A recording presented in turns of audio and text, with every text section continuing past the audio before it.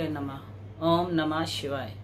मेरे YouTube channel देखने वाले सभी दर्शकों को मेरा प्यार भरा नमस्कार। जब ये नवरात्रे शुरू हो रहे हैं हमारे देश भारत में, मैं आपको बता रही हूँ, वो ग्रहण के माहौल में शुरू हो रहे हैं, क्योंकि 15 तारीख को 2:25 तक ग्रहण रहेगा। और घट स्थापित जो पहला नवरात्र है वह हमारा 11:15 से लेके 12:15 बजे के बीच अभिजित नक्षत्र में आप कर सकते हो इसको शुरू। लेकिन उस समय भी हमारी ग्रहण की स्थिति होगी, जो ग्रहण का जो पड़ावा होगा वो 2:25 पे खत्म होने वाला है।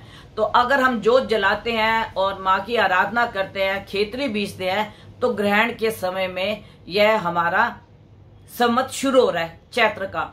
तो मैं आपको एक ही बात बोलूंगी कि ग्रहण की जो स्थिति होती है यह बहुत तरह की आपदाएं लेके आती हैं। और अमावस्या पे जो होता है ग्रहण, हमारा सूर्य लगता है, और पूर्णिमा के नजदीक हमारा चंद्र ग्रहण लगता है, जो कि 28 तारीख को चंद्र ग्रहण भी आ रहा है। तो अब आप ये देखिए, मैं आपको ये बताना चाहती हूँ कि माँ के नवरात्र के दिनों में कभी हमारे समय में पंचक लगी होती है, शुभ नहीं होता। अभी ग्रहण के समय में नवरात्र शुरू होंगे, तो अब आप देखिए ग्रहण बहुत बड़ी जो आपदाएं लेके आता है, वो देश के ऊपर ऐसी आपदाएं होंगी कि आपस में ही राजनेता जो है लड़ मरेंगे, एक दूसरे के ऊपर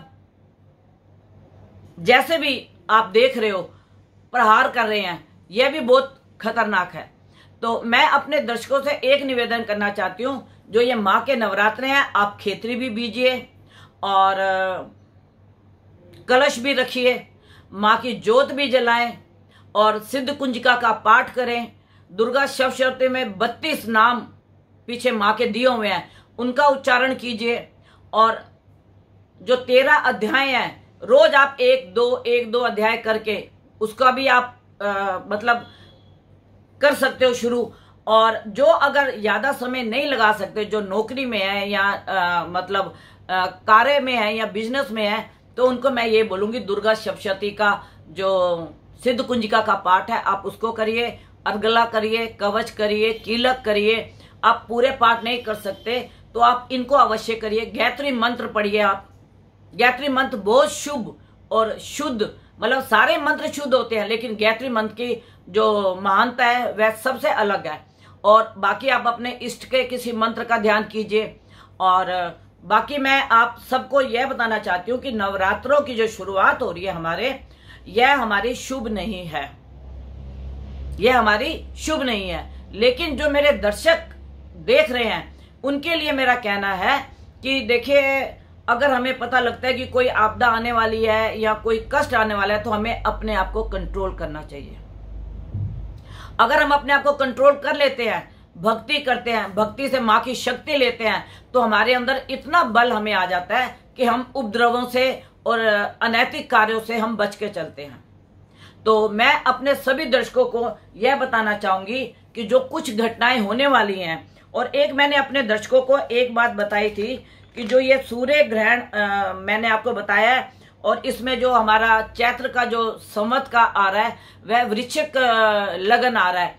तो वृश्चिक लगन के हिसाब से अगर आप देखते हो तो मंगल और सूर्य और केतु ये 12वें घर में होंगे, और शनि जो है वह वृश्चिक राशि के हिसाब से ढैया में होगा। यह ढैया में होगा और अपने ही राशि के अंदर अभी वक्री है। 4 नवंबर को यह मार्गी होगा।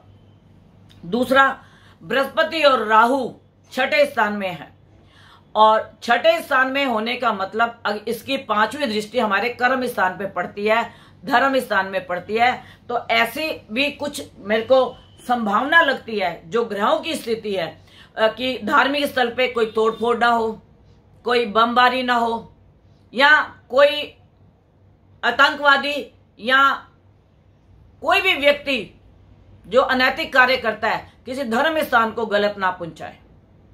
तो मैं अपने दर्शकों को एक बात बताना चाहती हूँ कि देखो, आप मेरा YouTube चैनल काफी समय से देखते आ रहे हो, और जब मेरे को दर्शक बताते हैं कि हमने आपकी भविष्यवाणी सुनी, हम उससे सतर्क हो गए और हमें आपने मार्गदर्शन दिखाया, तो मैं अपने दर्शकों को सबको यही बात बोलूंगी कि देखिए, मैं मार्गदर्शन दिखाने वाली कोई नहीं होती, लेकिन देखो हम पंडित नहीं हैं, लेकिन हमने इस विद्या को ग्रहण किया है और ग्रहण करके आज 40 साल का मेरा एक्सपीरियंस है, जिसके हिसाब से मैं ग्रहों का, नक्षत्रों का जब बदलना होता है तो मैं वीडियो बना के आपको हर तरह से सचेत करती हूँ कि इन दुर्घटनाओं से और इन आपदाओं से बचो। लेकिन देखो, आपने पीछे भी मैंने एक वीडियो डाली थी, आपको मालूम होगा, जब हमारे विपिन रावत जी हेलीकॉप्टर से गिरे थे और उनकी पत्नी की मृत्यु हो गई थी। तो उसकी भी मुझे ऐसे प्रभु की तरफ से कुछ ऐसे मिला था कि कोई हमारे वायुसेना या पुलिस बल किसी के साथ ऐसी दुर्घटना हो सकती है। लेकिन मैं अपने दर्शकों को एक बात बताना चाहती हूँ, ये ग्रहों का सारा खेल है जिसके हम इर्द गिर्द घूमते हैं। तो इन ग्रहों ने ही इस सृष्टि को रचा हुआ है और उसी के द्वारा चाहे राजा हो, चाहे रंक हो, चाहे कोई भी व्यक्ति हो, यह उनकी चपेट में आता ही है। तो हमें, अगर हम अपनी भक्ति को, अपने जप को, अपने तप को बढ़ाते हैं तो हमें प्रभु इतनी शक्ति देता है कि हम इन उपद्रवों से बच के रहते हैं। तो अगर आपको कहीं भी कमल का फूल मिलता है और आप ये 9 दिन अगर माता को कमल के फूल अर्पण करते हैं तो मैं आपको यह बात बोल सकती हूं दृढ़ निश्चय के साथ, आपके घर में लक्ष्मी का वास 100% होगा। कमल के फूल माँ को चढ़ने से, गणपति जी को चढ़ने से, 9 देवियों को चढ़ने से आपके ऊपर कोई भी ऐसा प्रकोप नहीं आ सकता। और क्योंकि आप पाठ भी कर रहे हो, जाप भी कर रहे हो और ये कमल के फूल का अर्पण भी कर रहे हो। देखो, कहते हैं कि गणपति जी को मोदक गणेश जी को चढ़ती है, तो हम लोग गणपति के दिनों में इनको गणेश चढ़ाते हैं, गुड़ेल के फूल चढ़ाते हैं, क्योंकि इनका वो फूल है ध्रुवा। इस ध्रुवा से हम इनको नहलाते हैं। तो हर देवी देवता का अपना अपना होता है, लेकिन 9 देवियों को कमल का फूल बहुत अच्छा और बहुत शुद्ध मान के हम लोग चढ़ाते हैं। और अगर आप इसकी पूजा करेंगे और इसको चढ़ा के पूजा करेंगे तो मैं आपको 100% कह सकती हूँ कि देवी देवता भी अपनी सामग्री से खुश होते हैं, अपनी सामग्री से। तो अगर हम इनको उस तरीके की चढ़ाते हैं सामग्री, तो आप देखिए कि हमारे देवी देवता हमें आशीर्वाद देते हैं, हमारे आए हुए कष्टों को दूर करते हैं और हमारे बच्चों को अच्छा दिखाते हैं रास्ता। और मैं अपने दर्शकों को इसीलिए बताती हूँ कि मतलब मैंने आज तक कभी नहीं बोला कमल के फूल चढ़ाने का, लेकिन हमें भी हमारे गुरुओं के द्वारा प्रेरणा मिलती है। जब हम पुस्तकें पढ़ते हैं उसमें हमें पता लगता है, तो उसके हिसाब से मैं आप लोगों को बताती हूँ कि जो हमें अपने गुरुओं से आशीर्वाद मिलता है या ज्ञान मिलता है, वो मैं अपने दर्शकों को भी देना चाहती हूँ कि वो भी उसका लाभ उठाएं और लाभ उठा के अपने घर को, अपने परिवार को, अपने पति के बिजनेस को, नौकरी को, अपने बच्चों के कारोबार को खूब आगे बढ़ाएं। ये हमारा सब के साथ निवेदन है कि जो हमें मिले उसको आप ग्रहण करें। अच्छा, 2 फल जो है वह हमारे मतलब देवी देवता को बहुत अच्छे लगते हैं इन नवरात्रों में। एक तो शरीफा होता है, एक अनार। आप 9 दिन 5 फलों में एक शरीफा और एक अनार आप जरूर रखें, आप जरूर रखें। और आप देखिए, आपको बाकी नवरात्रे जो आपने रखे हैं और अगर आप इनको इस तरीके से रखते हो तो आप देखिए जो हमने देवी देवताओं के फलों के नाम दिए हुए हैं उनको अगर हम अर्पण करते हैं तो हमारे को कोई नुकसान नहीं, बल्कि हमारे को पहले से ज्यादा फायदा मिलेगा। और जो भी मेरे वीडियो को देखते हैं, मैं उनके लिए एक रिक्वेस्ट करूंगी, आप इस वीडियो को ज्यादा से ज्यादा शेयर कीजिए, लाइक कीजिए, कमेंट्स भेजिए। अगर मेरे अंदर कोई कमी होगी मैं उसको सुधारूंगी, अगर मेरे अंदर कोई कमी होगी तो मैं उसको सुधारूंगी। बाकी अगर कोई मेरे से कुंडली का अवलोकन कराना चाहता है तो मैं 11 बजे से लेकर 4 बजे तक कुंडली का अवलोकन करती हूँ। और आप मेरे से फोन करके आप अपॉइंटमेंट ले सकते हैं। मेरा कॉन्टैक्ट नंबर जो है 9810930691। 99338836।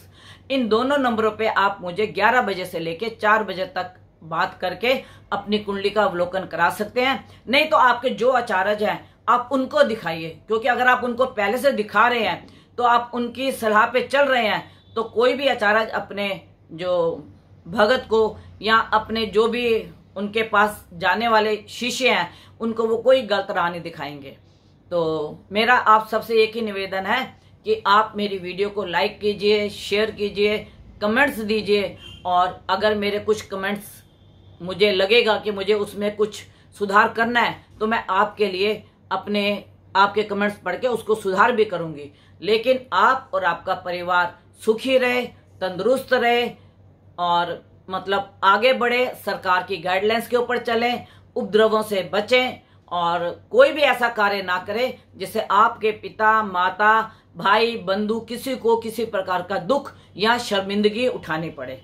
तो मैं अपने दर्शकों को एक ही निवेदन करूंगी कि जितने भी देशवासी हैं वह सरकार की गाइडलाइंस के ऊपर चलें और देश को आगे बढ़ाने का काम करें, ना कि पीछे धकेलने का।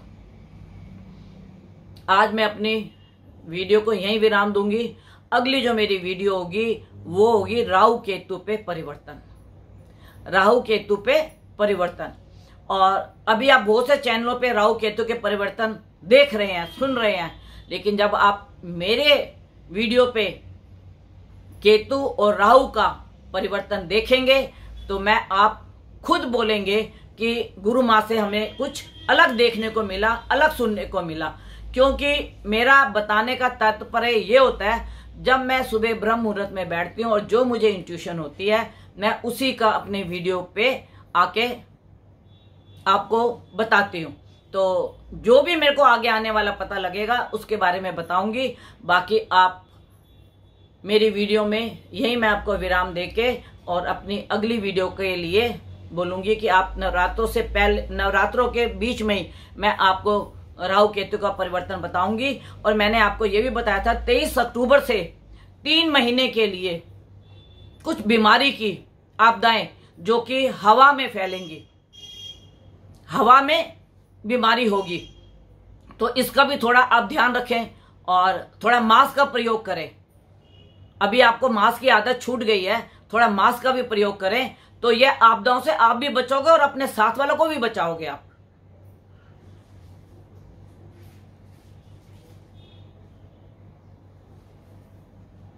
तो जो भी मेरे को आगे आने वाला पता लगेगा उसके बारे में बताऊंगी। बाकी आप मेरी वीडियो में यही मैं आपको विराम देके और अपनी अगली वीडियो के लिए बोलूंगी कि आप नवरात्रों से पहले, नवरात्रों के बीच में ही मैं आपको राहु केतु का परिवर्तन बताऊंगी। और मैंने आपको ये भी बताया था 23 अक्टूबर से 3 महीने के लिए कुछ बीमारी की आपदाएं जो कि हवा में फैलेंगी, हवा में बीमारी होगी, तो इसका भी थोड़ा आप ध्यान रखें और थोड़ा मास्क का प्रयोग करें। अभी आपको मास्क की आदत छूट गई है, थोड़ा मास्क का भी प्रयोग करें, तो यह आपदाओं से आप भी बचोगे और अपने साथ वालों को भी बचाओगे आप।